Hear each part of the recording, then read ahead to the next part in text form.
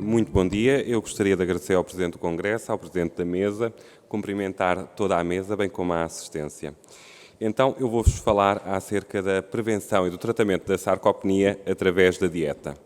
E eu espero que no final da apresentação nós consigamos responder a estas perguntas. Devemos dar ou não proteína e que outras medidas é que existem? Então, aquilo que está recomendado em termos de ingestão proteica são de 0,8 gramas por quilo de peso e por dia. No entanto, o número de idosos que não cumpre sequer estas recomendações é muito grande. 38% dos homens com mais de 70 anos e 41% das mulheres. De facto, existe uma ingestão inadequada de proteínas devido à anorexia, problemas socioeconómicos, situações de doença, mas também há uma menor capacidade de utilização dos aminoácidos. A insulinoresistência é particularmente importante, há uma maior extração esplâncnica dos aminoácidos, há uma resistência anabólica que se associa ao envelhecimento e também a questão da imobilidade. E, em algumas situações, os idosos têm uma maior necessidade de proteínas, como nas situações de inflamação. Tudo isto vai levar a que haja menor produção de músculo, uma diminuição da funcionalidade, não apenas do músculo, mas também do osso e do sistema imune. Em termos de relação entre ingestão proteica e variação da massa magra, quando nós distribuímos a população em 5 quintis, nós reparamos que no primeiro quintil, aqueles que ingerem menos proteínas, isto não está a funcionar, mas pronto. O primeiro quintil, aquele que consome menos proteínas, quando comparado com o quinto quintil, a diminuição existem menos 40% de perda de massa magra quando comparamos os dois grupos. Aqui em baixo nós vemos que os 4 primeiros quintis consomem mais ou menos as normas recomendadas, os 0,8, e apenas o último quintil consome uma quantidade superior a esse valor. Assim, as recomendações internacionais, a Organização Mundial de Saúde recomenda apenas 0,8, mas estas normas também já não são revistas desde 1997. Outras sociedades recomendam quantidades muito mais elevadas. A sarcopenia, cachexia and wasting disorders recomenda 1 a 1,5, o estudo PROTAS recomenda 1 a 1,2 e a Sociedade Europeia de Nutrição Entérica e Parentérica também recomenda 1 a 1,2. Agora, que estudos é que nós temos para basear em que nos baseamos? Temos muitos estudos e algumas meta-análises. Neste estudo, o que foi feito foi suplementado 8 gramas de aminoácidos essenciais 2 vezes por dia. Os participantes tinham mais de 105 anos, eram sarcopénicos. No grupo A foi administrado logo os aminoácidos essenciais, seguido de um crossover em que durante 4 meses eles fizeram placebo e depois durante 8 meses voltam a fazer aminoácidos essenciais. O grupo B começou pelo placebo. E o que é que nós verificamos? Que assim que os indivíduos idosos são tratados com aminoácidos essenciais, há uma diminuição da insulinoresistência e que após os 16 meses de tratamento, essa insulinoresistência diminui significativamente. Mas mais importante do que isso é aquilo que acontece à massa muscular. Quando comparamos o início dos doentes com o tratamento após 16 meses, nós verificamos que existe uma diferença entre estes dois grupos. E esta diferença, em termos de massa magra, é de 5 kg. Portanto, é algo bastante significativo. Outro estudo com 7,5 gramas de aminoácidos essenciais versus placebo, em mulheres com mais de 105 anos saudáveis, permite ver duas coisas. Uma delas é que há um aumento da massa magra do mês 0 para o mês 3. Se isso funcionasse, eu poderia apontar ali para uma subida dos 43 para os 45 kg. Mas mais importante do que isto, o que este estudo nos mostra é que, apesar de nós estarmos a fazer uma suplementação com proteína, não há alteração dos valores de creatinina. Outro estudo que utiliza um daqueles suplementos hiperproteicos nós conhecemos, em pessoas com mais de 105 anos frágeis, verifica duas coisas. Uma delas é que não há aumento da massa muscular, há apenas aumento da funcionalidade no Short Physical Performance. E não nos podemos esquecer que sarcopenia não é apenas massa muscular, mas é também função. Outro estudo que já utiliza doses ainda maiores de proteínas, 20 gramas de proteínas, dos quais 3 de leucina e vitamina D, em pessoas com mais de 105 anos sarcopénicas, e este aqui é uma amostra bastante grande, 380 doentes, permite ver que há também um aumento da massa muscular.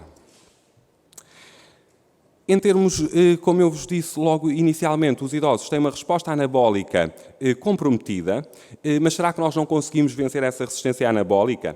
Este estudo tentou responder a essa pergunta e então a dieta normal dos doentes era alterada de modo a concentrar numa única refeição 90 gramas de proteína e, para além disso, era feito exercício de resistência.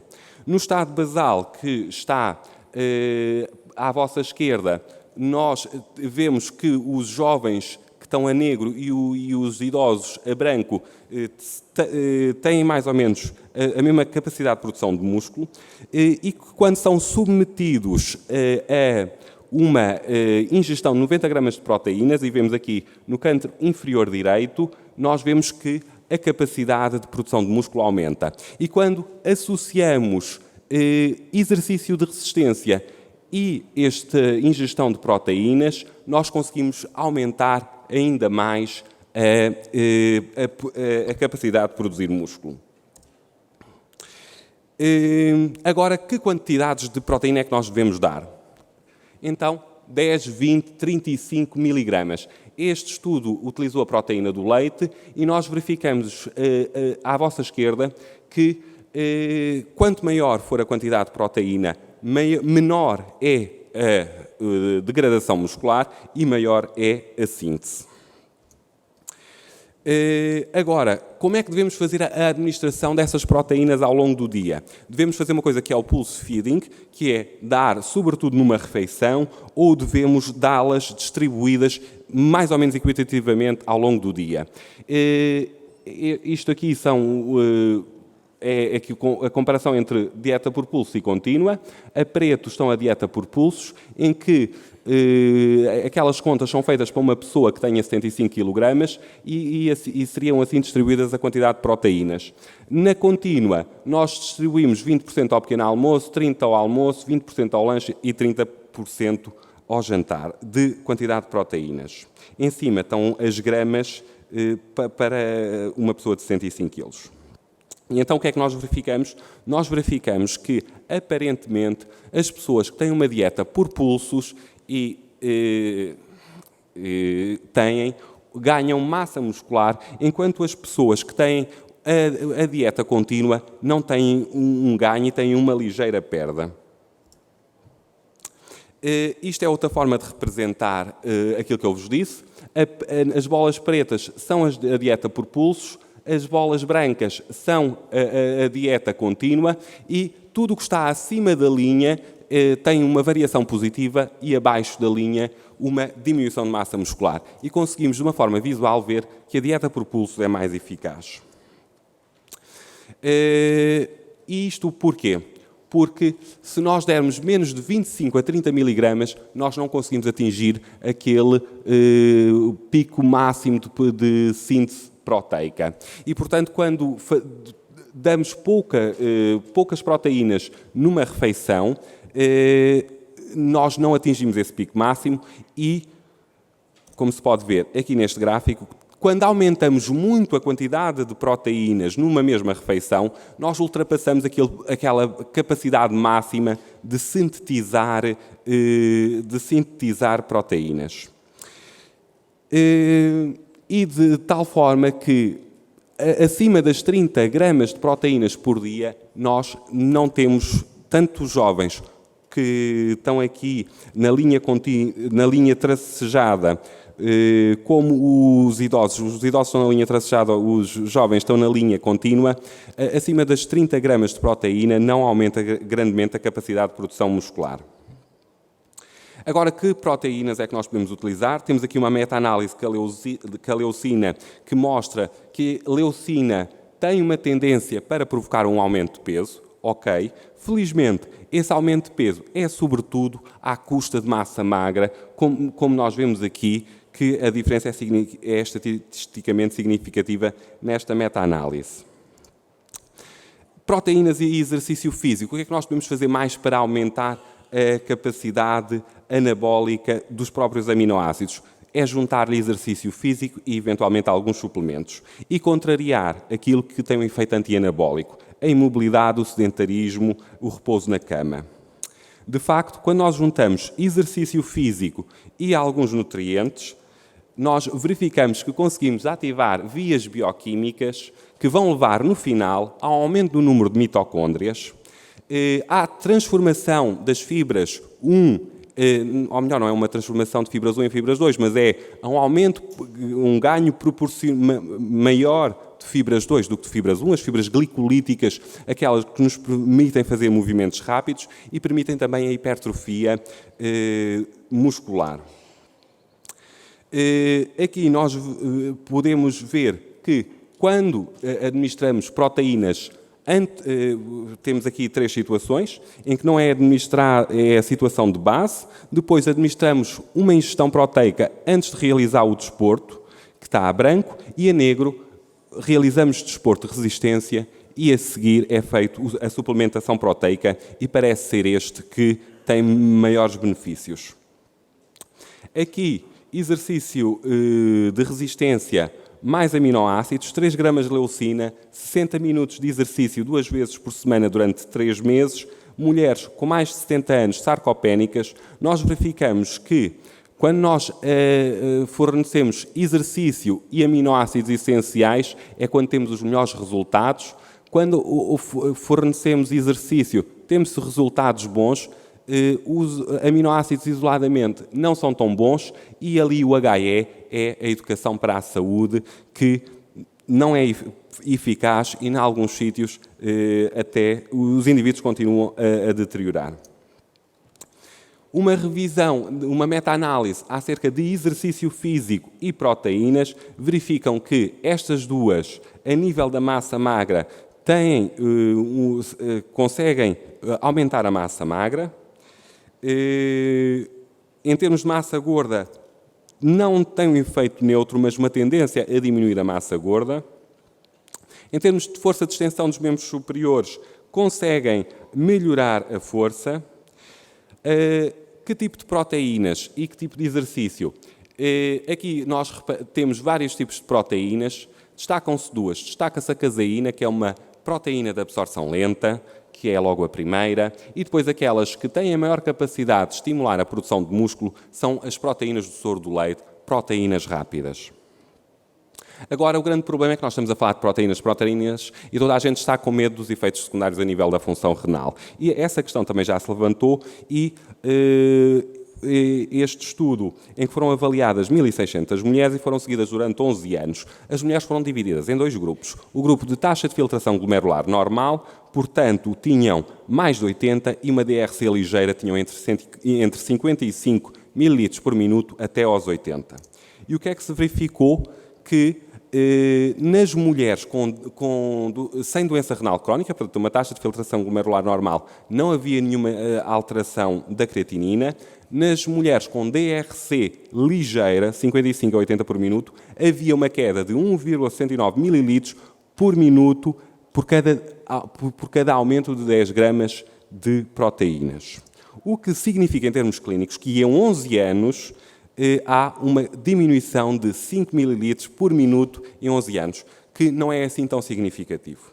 De tal modo que o estudo de PROTAS recomenda que é para aumentar a ingestão de proteínas em todos os indivíduos com mais de 60 ml por minuto e naqueles entre 30 a 60 deve ser dada uma maior quantidade de proteínas, mas é de fazer a monitorização da taxa de filtração glomerular. Relembrar também que os indivíduos em hemodiálise ou em diálise peritoneal são aqueles que têm uma maior tendência à diminuição da massa muscular e, portanto, aí já não vamos ter quaisquer consequências das proteínas nos rins e devemos aumentar para 1,2 ou mesmo 1,5 gramas por quilo de peso e por dia a quantidade de proteínas. Outro problema é se o indivíduo está a fazer mais proteínas, ele vai ficar sem apetite e vai comer menos. O que é que nós verificamos é que até aos 25 gramas de proteínas administradas, a saciedade é mais ou menos a mesma das 15, só quando se passa para doses de 30 é que a saciedade começa a ser maior, mas estes valores são apenas para 2 horas, nós não sabemos o que é que acontece às 3 nem às 4 e estas linhas podem se encontrar. Agora vamos falar dos outros suplementos. Vitamina D, isto é um estudo transversal, o estudo LASA, com 500 doentes. Nós verificamos que os indivíduos que têm maiores níveis de vitamina D, que são as barras pretas, são aqueles que têm uma menor perda de massa muscular e uma menor perda de força muscular. Outro estudo baseado no ABC, que tem 4.100 doentes, verificamos que quantos maiores forem os níveis de vitamina D à vossa esquerda, maior vai ser a velocidade de marcha, bem como à vossa direita, a capacidade de se levantar de uma cadeira é aumentada também à medida que aumentam os níveis de vitamina D. Esta segunda curva parece ser em U e pode haver uma influência dos suplementos. Os indivíduos mais doentes fazerem suplementação e terem níveis mais elevados. Também já temos várias revisões sistemáticas em relação à vitamina D e massa muscular. Em termos de força muscular, a vitamina D parece aumentar a força muscular e em termos de massa muscular e de poder muscular, a vitamina D não é estatisticamente significativa. No entanto, há uma tendência para esta meta-análise favorecer os efeitos da vitamina D. Outro suplemento muito conhecido, sobretudo quem faz desporto, a creatina. A creatina parece ser eficaz, os desportistas usam-na para aumentar a força e a massa muscular, e este estudo procurou administrar 0,1 gramas por quilo de peso de creatinina antes ou após o exercício físico. E o que é que ele verificou?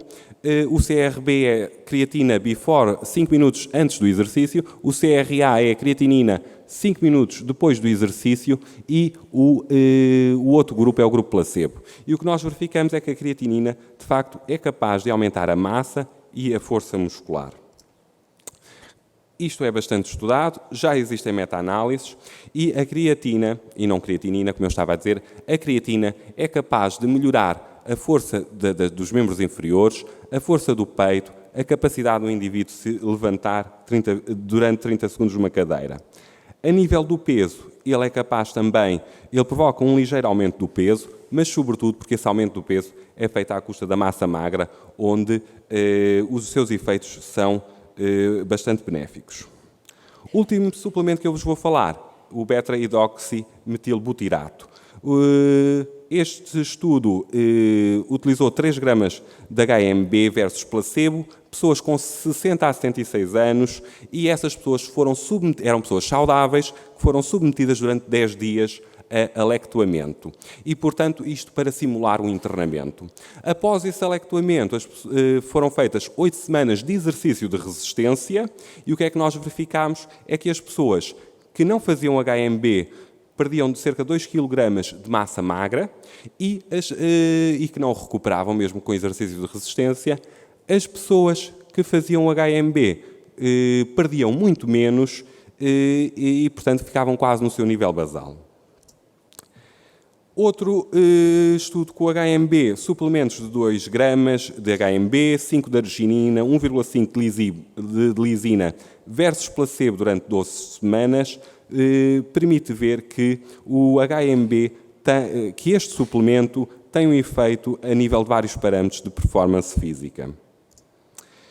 E o que é o HMB? O HMB acaba por ser um produto do metabolismo da leucina, que é um dos principais aminoácidos recomendados na sarcopenia. Uma pergunta que se coloca, existem recomendações? Existem sim, as recomendações da Sociedade para a Sarcopenia, Caquexia e Wasting Disorders, que têm estas recomendações, que este é o quadro resumo, e este é o meu quadro resumo dessas recomendações. O que é que nós devemos dar? 1 a 1,5 gramas por quilograma por dia de proteínas, preferencialmente suplementação com leucina. A creatina é capaz de melhorar os resultados da atividade física. A vitamina D deve ser doseada em todos os indivíduos idosos. Se forem sarcopénicos, o nosso objetivo é ter valores superiores a 100 nanomol por litro. Podemos administrar 800 até 50 mil unidades internacionais por semana e o exercício físico também é recomendado, já foi falado pelo Eduardo. E, portanto, agora vamos preencher aquela tabela que eram os meus objetivos para a comunicação. Proteínas devemos dar? Sim. Que quantidade? 1 a 1,5 gramas por quilo de peso e por dia. Para um indivíduo de 75 kg, rondará entre os 75 e as 72 gramas. Que quantidade cada vez? 25 a 30 gramas. Que tipo? Preferencialmente proteínas de absorção rápida, como as proteínas do soro do leite. Se tivermos possibilidade de fazer suplementação com leucina, deve-se com quê? Com exercício físico. Quando? Após o exercício ou nas proximidades do exercício. Cuidados a ter é, sobretudo, vigiar a taxa de filtração glomerular, mas apenas se os doentes já tiverem algum grau de DRC. Outras medidas estão recomendadas? Sim. Vitamina D? Sim. Está apenas recomendado corrigir os déficits. A forma de administrar essa vitamina D pode ir desde as 800 unidades diárias até aos 50 mil por semana são seguros. Creatina, sim. No entanto, não sabemos, mas é responder à pergunta que quantidade? 9 gramas, como fazem alguns estudos, 3, 5 gramas? Após o exercício ou antes? Sempre ou apenas relacionado com o exercício? E o HMB? Aqui temos menos estudos, mas parece ser bastante eficaz. Não sabemos ainda qual é a quantidade, nem quando é que deve ser administrado. E, para terminar, recordo também o nosso congresso, que eu espero que vocês se inscrevam e que enviem um abstrato até dia 31 de maio. E gostaria de vos agradecer a vossa atenção.